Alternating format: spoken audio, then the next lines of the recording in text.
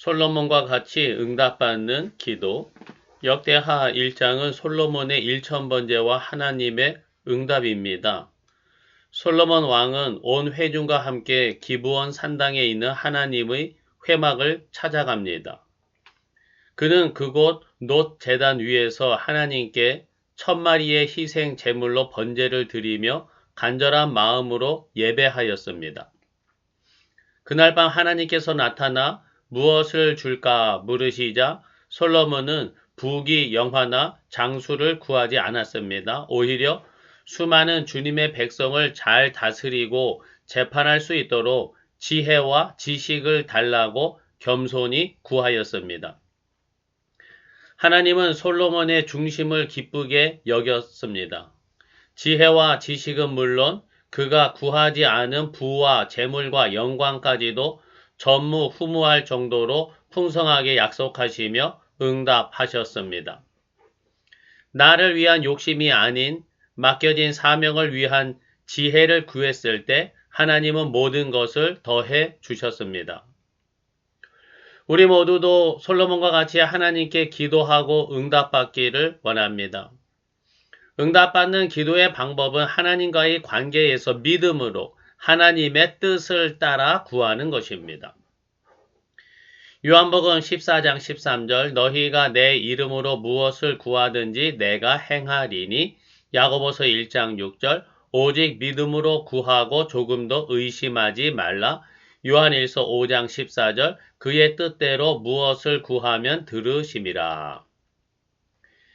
응답받는 기도의 특징은 예수님의 이름으로 구하면 응답해 주신다는 믿음을 가지고 기도하되 하나님의 뜻대로 기도하는 겁니다.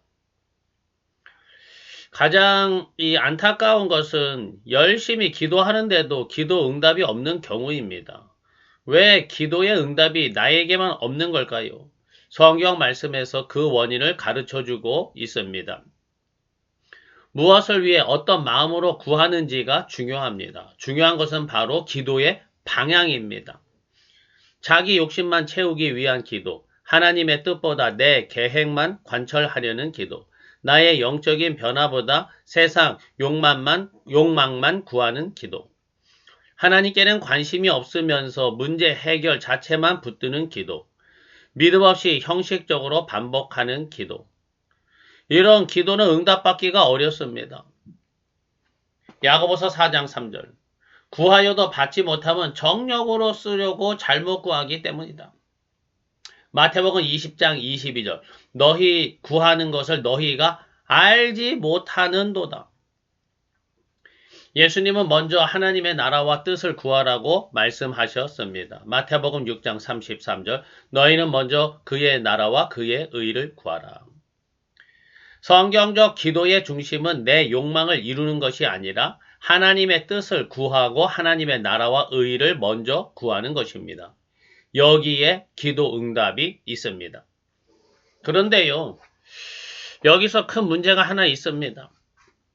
성경이 말씀하는 기도 응답의 방법은 많은 사람들에게는 전혀 관심을 끌지 못한다는 게 문제입니다. 사람들이 원하는 기도 응답은 자기가 원하는 욕구가 충족되기를 바라는 것이죠. 사람들의 마음에는 하나님의 뜻이나 사명에는 관심이 별로 없거든요. 바로 내 눈앞에 불안, 성공, 인정, 돈, 관계 문제는 크게 느껴지는데 하나님의 뜻과 사명은 나랑은 멀고 추상적이기만 하거든요. 그러니 먼저 하나님의 나라와 의를 구하는 기도가 드려지지도 않을 뿐더러 설령 먼저 하나님의 나라와 의를 구하고 이루어졌다고 해도 그게 나랑 뭔 상관인데요?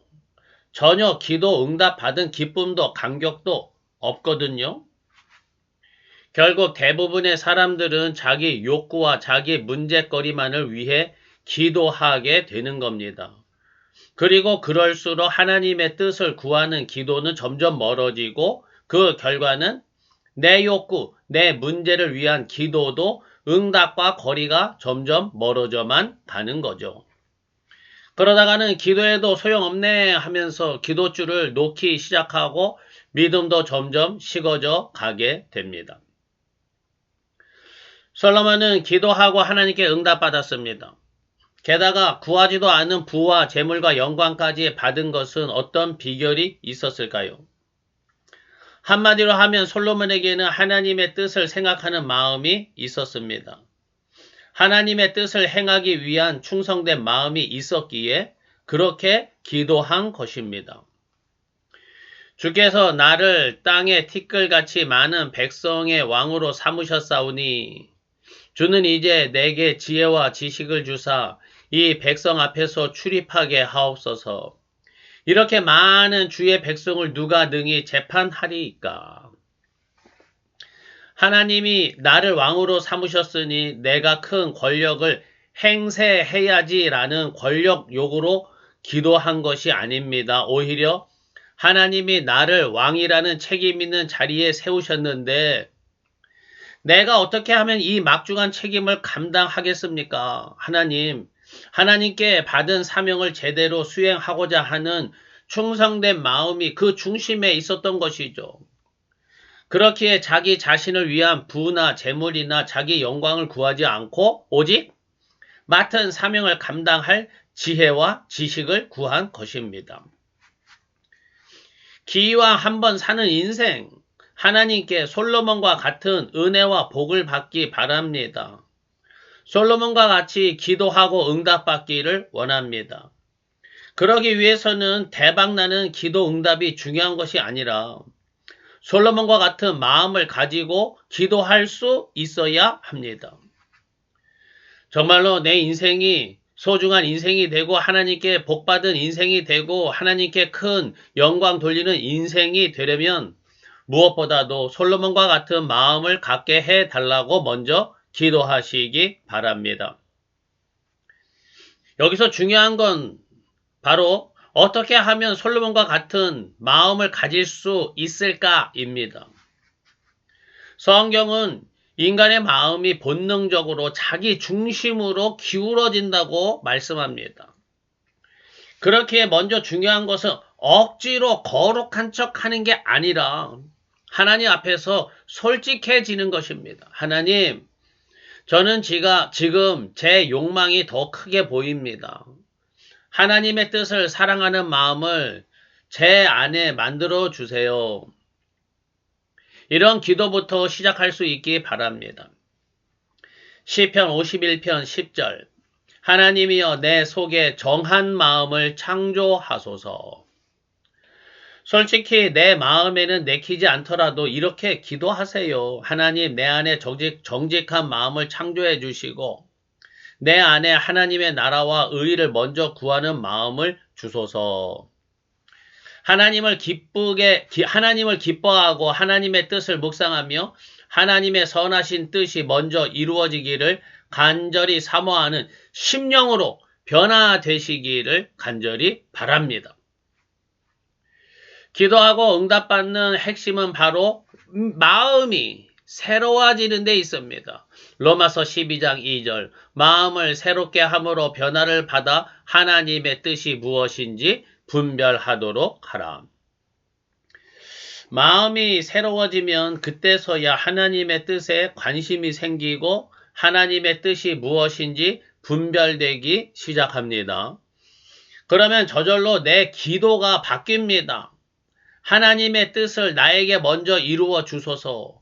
솔로몬과 같이 기도하고 솔로몬과 같이 기도 응답 받기에 이르는 것입니다. 그리고 사명은 처음부터 거창하게 느껴지는 경우보다는 하나님과 동행하는 과정 속에서 점점 선명하게 보여지는 경우가 많습니다.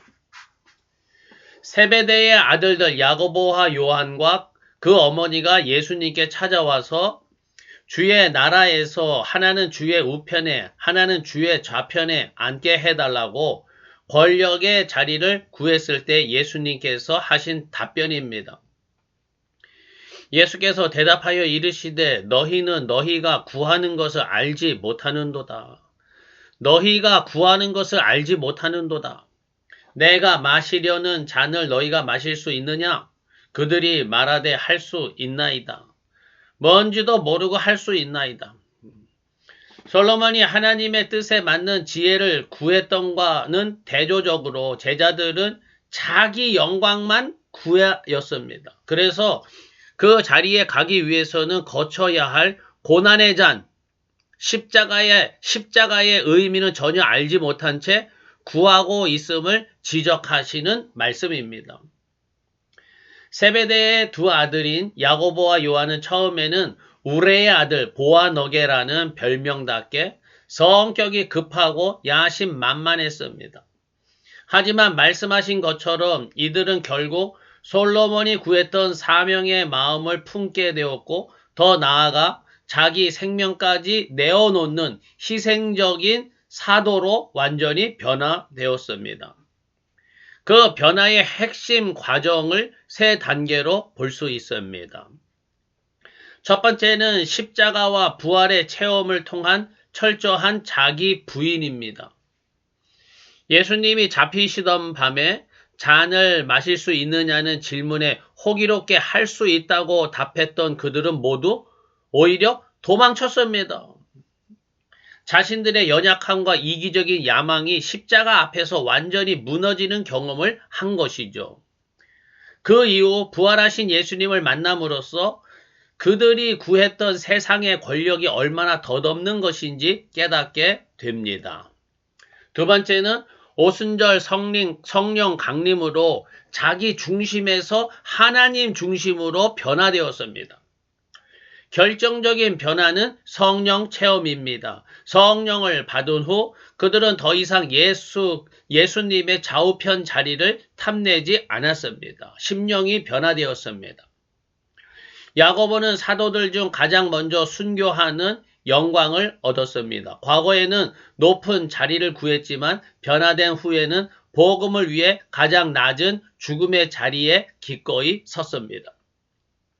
사도 요한은 사랑의 사도로 변화되어서 끝까지 복음을 증거합니다. 그리고 솔로몬처럼 지혜를 구하는 단계를 넘어서서 하나님의 깊은 섭리를 기록한 요한복음과 요한계시록을 남기는 통로가 되었습니다. 세 번째 변화 단계는 고난의 잔의 의미를 깨달았기 때문입니다. 예수님이 말씀하신 내가 마시는 잔이 영광의 술잔이 아니라 희생과 사랑의 잔임을 깨닫고 자신의 삶으로 증명해 냈습니다. 솔로몬은 백성을 잘 다스리기 위한 통치적 지혜를 구했다면 변화된 야고보와 요한은 영혼들을 구원하기 위해서 예수 복음의 지혜와 자기 희생을 선택했습니다. 결국 이들은 너희가 구하는 것을 알지 못한다는 책망을 듣던 철부지 제자에서 자신이 무엇을 위해서 살고 죽어야 하는지를 정확히 아는 참된 사도로 거듭난 것입니다. 이제 오늘날 우리는 어떻게 하면 솔로몬과 같이 응답받는 기도를 할 수 있을까요? 솔로몬의 지혜로운 강구와 야고보 요한의 변화된 삶을 통해 볼 때 오늘날 우리가 드릴 수 있는 기도의 방향은 나의 욕망에서 하나님의 사명으로 옮겨가는 과정이라 할 수 있습니다. 첫째, 나의 잔이 아닌 사명의 잔을 구하기입니다. 야고보와 요한은 처음에는 자신의 명예를 위한 높은 자리를 구했지만 나중에는 복음을 위한 고난의 잔을 마셨습니다. 둘째, 지혜를 구하되 분별력을 우선하기입니다. 솔로몬이 구한 지혜는 단순히 똑똑해지는 것이 아니라 백성들 사이에서 선과 악을 분별하여 듣는 마음, 분별력이었습니다. 셋째, 먼저 그의 나라와 의를 구하기, 즉 우선순위의 재정렬입니다. 솔로몬이 부귀와 장수를 구하지 않았을 때 하나님은 그 모든 것을 더해 주셨습니다. 이는 마태복음 6장 33절에 너희는 먼저 그의 나라와 그의 의를 먼저 구하라. 그리하면 이 모든 것을 너희에게 더하시리라는 원리와 똑같습니다. 결국 기도는 하나님을 설득하여서 내 뜻을 관찰시키는 과정이 아니라 나를 설득해서 하나님의 뜻에 합당한 사람으로 변화되어 가는 과정입니다. 여기에 하나님의 응답의 핵심이 있습니다. 솔로몬과 같이 하나님께 기도하고 응답받는 성도님들 되시기를 간절히 축복합니다. 아멘.